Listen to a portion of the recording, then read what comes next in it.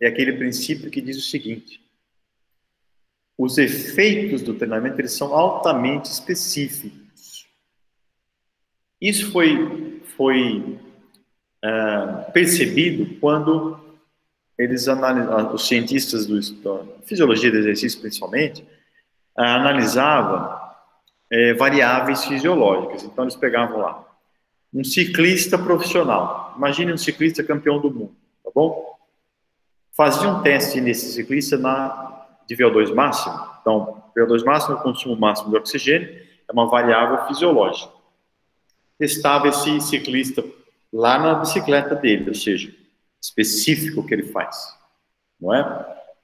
E via, por exemplo, que o VO2 máximo dele era de 70, muito alto, muito bom. Ok. No outro dia, ele voltava, na mesma horário, na mesma situação, botava esse ciclista para correr na esteira. E viam que agora ele não tinha um VO2 máximo de 70. Agora o VO2 máximo dele era de 65. Números fictícios, tá? Mas é mais ou menos isso, só para entender o conceito. Muito bem. Aí ele fala, puxa vida, como é que pode? Na corrida, ele tem mais massa muscular trabalhando do que na bicicleta.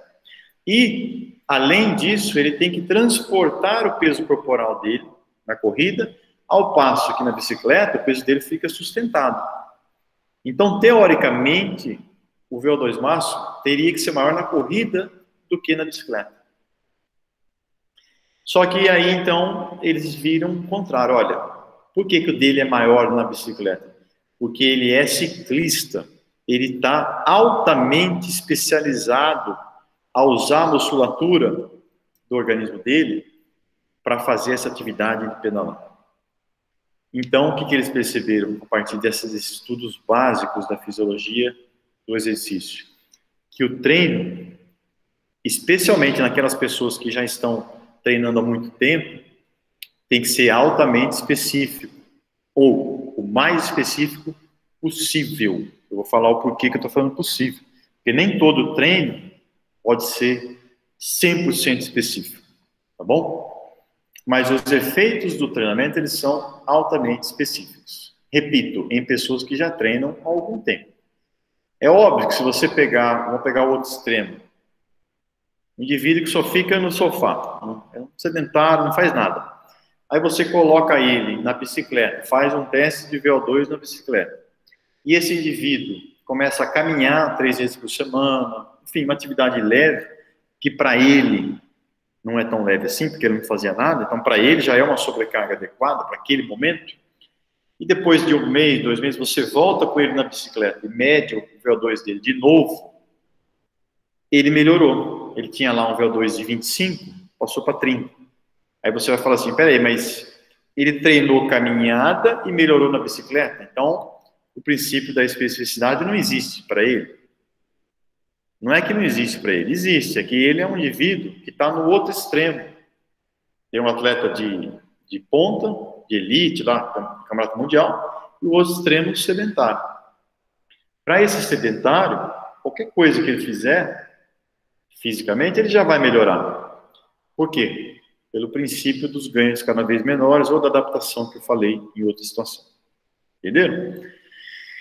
Por que também? Porque nesse caso, a caminhada que ele fez estimula o sistema cardiorrespiratório, a frequência cardíaca dele sobe um pouquinho, estimula o volume sistólico, o débito cardíaco, estimula a musculatura da coxa, que é a mesma usada para pedalar.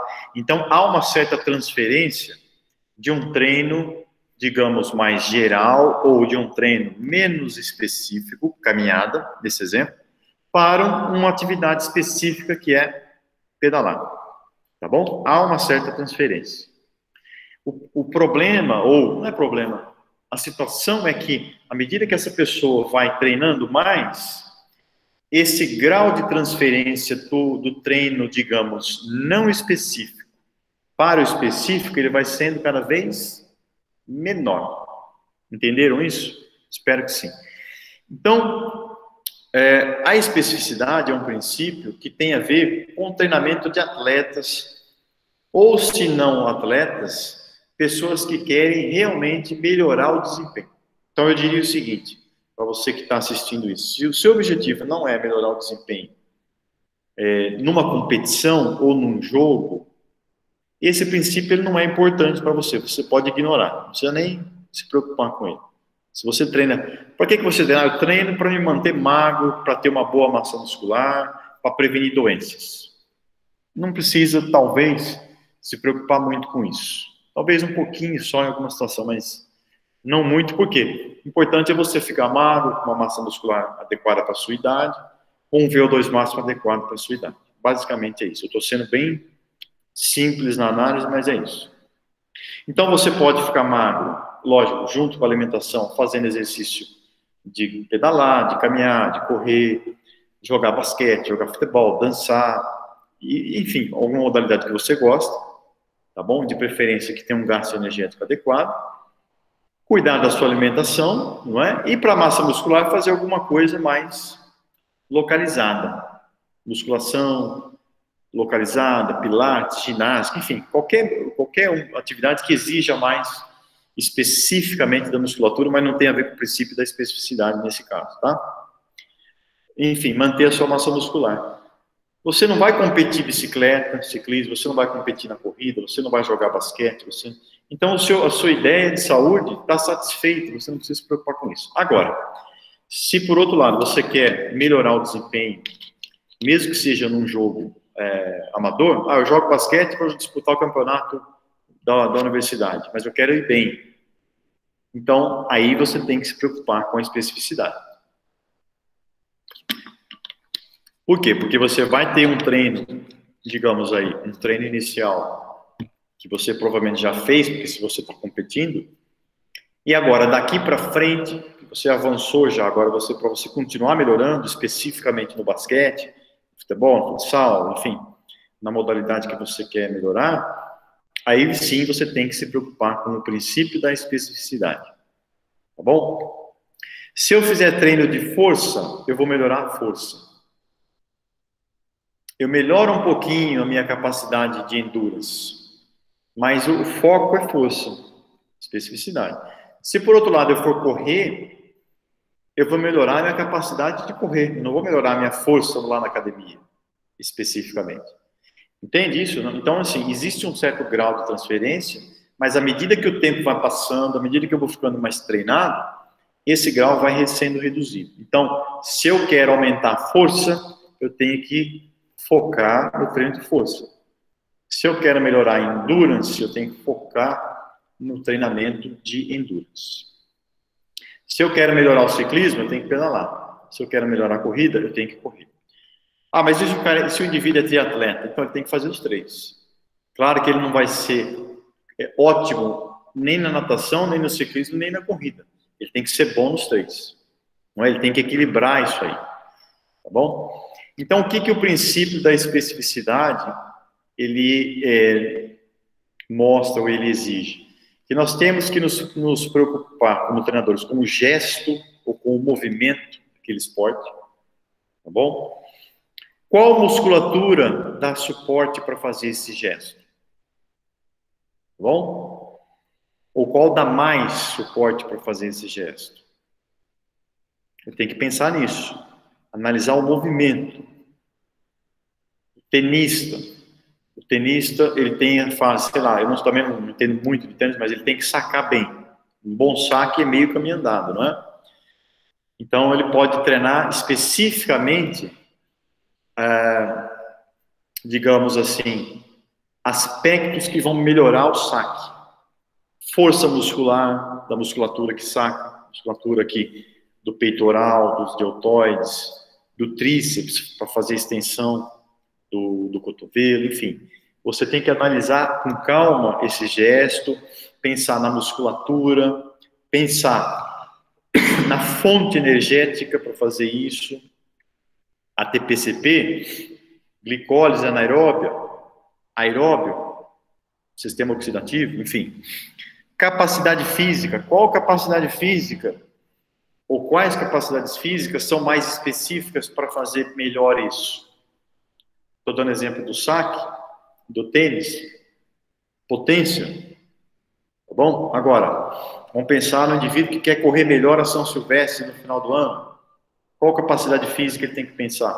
Bom, aí é resistência aeróbica ou endurance, não é? Quais variáveis, não está aqui no slide, tá? Mas eu poderia colocar aqui, variáveis fisiológicas.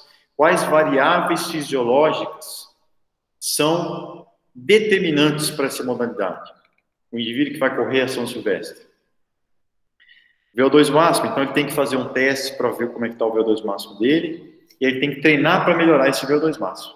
Melhorando o VO2 máximo, automaticamente ele vai melhorar o seu desempenho nos 15 quilômetros, principalmente no início, tá bom? Agora, você pegar lá um atleta já, um dos top 10, os que chegam em 10, os 10 primeiros na São Silvestre, aí, para eles, a regra do jogo é outra, então você tem que analisar para ver o que pode ser feito para melhorar, mas o fato é que quanto mais treinado ele for, mais específico vai ter que ser.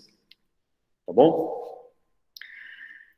Um detalhe fundamental aqui é não necessariamente, entre aspas, tá bom? Olhar apenas o movimento. Pensar nos componentes isolados. Por que eu coloquei isso aqui? Porque gera uma grande discussão, uma grande confusão até, eu diria, inclusive no meio de profissionais, porque não é fácil. Se fosse fácil, qualquer um faria bem feito, tá bom? Realmente não é fácil. Vou dar um exemplo aqui, tá bom? Vamos lá. O indivíduo que faz, por exemplo, basquete. Vamos pensar no basquete. Saltar para ele é específico, ou melhor, a pergunta não é, o basquetebolista, ele tem que saltar bem? Vocês vão falar, provavelmente, sim, porque ele salta para arremessar e muitas vezes ele tem que subir o máximo que der para, digamos, arremessar a bola num ângulo que ele consiga fugir do seu marcador, não é? Então ele consegue saltar mais alto, é bom para ele. E ele faz isso muitas vezes no jogo. Então, bons saltos para o basquetebolista é importante para ele ter um bom desempenho no basquete. Acho que todo mundo vai concordar com isso. Muito bem. Então, aí eu vou pensar o seguinte, eu vou lá para a academia com esse atleta de basquete e vou raciocinar assim, bom, se eu melhorar, então, a força da musculatura do salto, glúteos, quadríceps, toda a cadeia que faz o movimento de agachamento, por exemplo, eu vou lá treinar agachamento. Então, eu fui lá, fiz 3 séries de 5 repetições máximas. Eu coloquei lá o máximo de peso que ele suportava, fazer 5, não conseguia fazer 6. Fez lá, então, 5 repetições máximas de agachamento completo, até 90 graus, enfim. Aí eu descansei 3 minutos, fiz de novo, descansei 3 minutos, fiz de novo.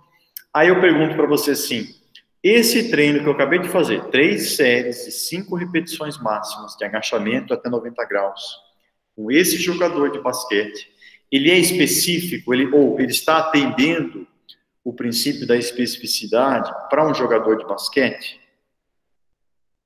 Qual que vai ser sua resposta?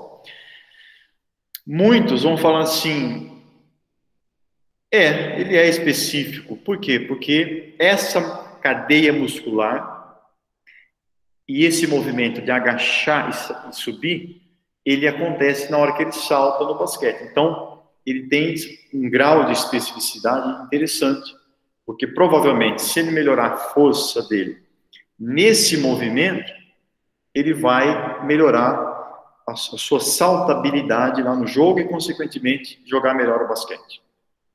Tá bom? Essa é uma resposta. Agora, pode ser que uma pessoa que não interpretou bem esse princípio, por isso que eu estou explicando, vai falar assim, não, em nenhum momento durante o jogo de basquete, o indivíduo coloca um peso aqui no ombro dele, ou na barra aqui, e faz agachamento durante o jogo de basquete. Então, isso não é específico. Ele pode argumentar isso. E, de fato, não é, né? No jogo de basquete, ninguém vai parar o jogo para fazer agachamento, vai? Ou ninguém, durante o jogo, vai fazer 5 repetições de agachamento, mesmo que sem peso. Imagina o cara, no meio do jogo, ficar fazendo 5 agachamentos. Isso existe no jogo? Provavelmente não. Então, isso não é específico. Aí que está um grande problema desse princípio aqui, por isso que eu estou insistindo nessa tecla. Não é para analisar necessariamente o movimento, apenas o movimento que se vê. Porque se eu for olhar apenas o movimento que se vê, não tem jeito. Então, o que seria um treino específico? Apenas jogar basquete. E mais nada. Vai lá, coloca o indivíduo para jogar basquete e acabou. Treina ali a parte tática e técnica, mas só jogar basquete. Mas não é nesse sentido que nós temos que analisar o princípio da especificidade, tá bom? A gente tem que olhar o princípio da especificidade como sendo um contínuo. O que é um contínuo? Imagine uma régua, dois extremos, tá bom? De um lado, não específico, ou pouco específico, e aí eu vou caminhando por essa régua, por essa reta, até o outro extremo, que é altamente específico, que é o jogo. No caso desse exemplo, mas isso se aplica à sua realidade, à sua modalidade também. Então, existem extremos, olha, quanto mais para cá, menos específico eu estou fazendo. Quanto mais para lá, mais específico eu estou fazendo. E dentro desse, então, contínuo, porque é um contínuo que não tem fim aqui, nem para cá e nem para lá, a gente vai ter, então, atividades, exercícios, sessões de treino que vão mais para lá ou mais para cá. E é lógico que, de acordo com o princípio da especificidade, quanto mais treinado for esse indivíduo, mais, para a minha direita aqui no caso do exemplo que eu estou fazendo, mais para 100% de especificidade eu tenho que caminhar. Quanto mais eu chegar aqui, melhor vai ser. Principalmente para pessoas de alto desempenho já, de alto nível, de alta performance. Tá bom? Agora, isso não significa que um movimento que está mais por outro lado não seja específico. Por quê? Nós temos que desmembrar também algumas coisas, dissecar, pegar em pedacinhos, em compartimentos e olhar. Então, por exemplo, vou voltar naquele exemplo do agachamento. No exemplo do agachamento que eu dei lá, o indivíduo fez 5 repetições de agachamento. Lá na musculação, o que tem de especificidade ali para o basquete? A cadeia muscular era específica para o salto, talvez não a 90 graus. Então, eu posso até argumentar, falar, bom, em vez de fazer 90 graus, eu vou fazer 45 graus. Por que isso? Porque é mais próximo do jogo. Eu vou lá, olho o jogo em vídeo e vejo que a angulação do salto, na maior parte do tempo, é de 45 graus. Tá bom? Não sei se estou só dando esse exemplo. Então, eu vou transferir isso. Bom, se é assim no jogo, e eu quero ser mais específico, ele vai agachar 45 graus. Tá bom? Mas, então, além da musculatura, a angulação, o tipo de fibra, tem componentes nesse treino lá da sala de musculação que existem no basquete, no salto do basquete. Então, nesse sentido, eu tenho ali algum grau de especificidade. Bom, o que deve ser evitado, eu não vou falar que não pode ser feito, porque talvez seja um exagero, mas o que deve ser evitado é fazer alguma atividade, algum exercício, alguma sessão que tenha muito pouco grau de transferência específica para a realidade competitiva do indivíduo. Tá bom? Então, o remador, ele tem que remar, o jogador de futebol ele tem que jogar o jogo, o jogador de basquete tem que jogar o jogo, a dançarina tem que fazer a performance específica dela. Agora, nós temos que dissecar, repito, isso tudo em fonte energética. Qual que é a fonte energética do basquete? Então, eu posso trabalhar isso numa sessão um pouco mais específica. Capacidades físicas. Basquete, futebol, handebol, são modalidades de invasão do território adversário e que exigem, na verdade, um pouco de tudo. Ele tem que ter uma boa capacidade de resistência aeróbica, tem que ter também resistência anaeróbica, tem que ter potência para chutar, para saltar, não é? Ele tem que ter um grau ótimo de tudo isso. Ele não precisa ter, o jogador de futebol, por exemplo, ele não precisa ter uma força máxima igual ao halterofilista, não é verdade? Agora, é bom que ele tenha uma força máxima suficiente para ele fazer as suas atividades, que dependendo do nível dele, são muito altas. Tá? Então, tudo isso tem que ser analisado. Por isso que eu coloquei aqui, não olhar apenas o movimento que se vê, porque senão a gente comete alguns equívocos em pré-julgar algum tipo de exercício, falando que aquele exercício não serve para nada. Tá bom? Agora, por outro lado, de fato, nós temos que analisar e ver e minimizar ou eliminar até atividades que não tenham nenhuma transferência para a realidade competitiva. Tá bom? Eu me lembro de um exemplo do vôlei. Muitas vezes eu vi o pessoal pedindo para o atleta de vôlei, ele ficar saltando e fazendo o movimento do bloqueio na rede, num canto, faz um deslocamento lateral no meio, faz um deslocamento lateral na outra ponta, lá no lado direito dele. Aí ele volta para o meio, volta para o lado esquerdo, e fica fazendo isso durante ali 1 minuto, por exemplo. Isso, para mim, a princípio, tem pouca especificidade. Por quê? Porque, apesar da pessoa estar fazendo um movimento do vôlei, que é bloquear, e até o deslocamento lateral, tecnicamente, digamos, correto, raramente, eu diria que quase, dizem que nunca pode falar nunca, mas nesse caso, nunca, a pessoa vai fazer isso durante 1 minuto. Se a gente pensar, e isso no máximo, hein? 1 minuto, no máximo, qual fonte energética a pessoa vai usar preponderantemente? É o sistema anaeróbio lático, não é? Com alguma participação aeróbia já. Se você for olhar lá na fisiologia, você vai ver que 1 minuto vai ser principalmente anaeróbio lático. Se você for lá, pegar uma gotinha de sangue desse indivíduo agora, o lactato dele, que em repouso é em torno de 1, vai estar lá em torno de 8, em torno de 10. E aí, nessa sessão de treino, o pessoal repetia isso, dava um descanso, voltava para lá, fazia de novo. Se você for lá e dosar o lactato, por exemplo, eu estou me referindo a isso aqui, vai estar lá 12, 15 milimols por litro de sangue. Se você voltar lá no dia do jogo e dosar o lactato, não vai passar de 2, 3. O que mostra isso?